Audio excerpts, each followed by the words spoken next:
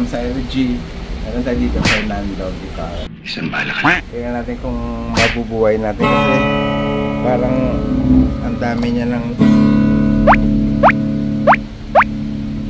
pati mga strings siya puro ang taas tapos puro kalawang.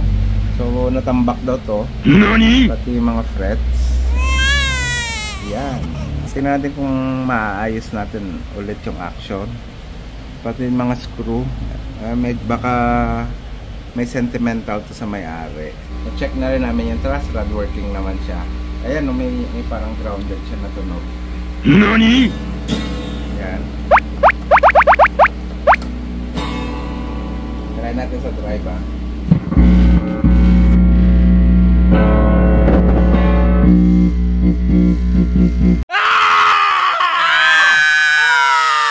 So, yun na yung tunog niya. Tingnan natin kung maayos natin to.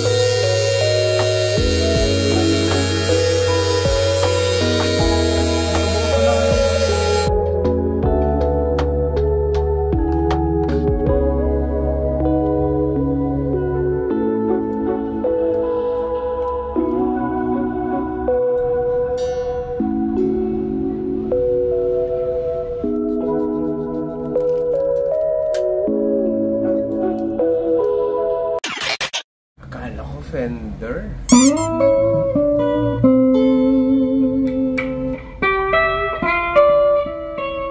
May nagkaroon ng tuwang.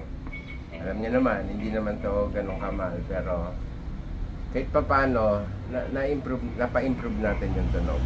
So, yung ingay, ayan o. Diba?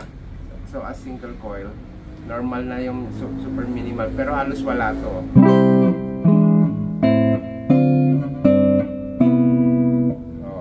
So nakita niya na na-improve na yung mga frets. So ni-level and polish na natin. So na-adjust ko na rin yung nut.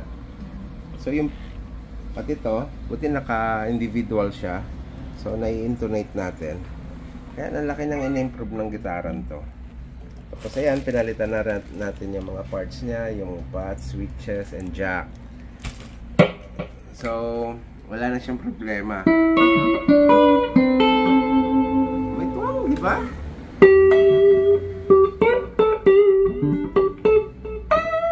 Try natin sa drive.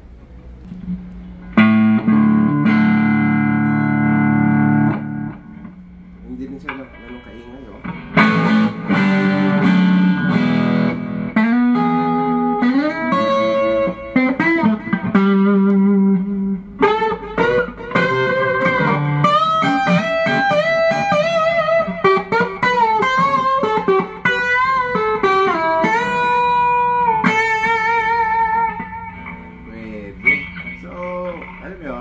Pwede nyo gawin yung kahit na medyo budgeted yung guitar. Pwede nyo ma-improve. Like ito, yung ginawa natin, chinil din natin yung electronics niya. So, hindi siya ganun kaingay kahit naka-drive.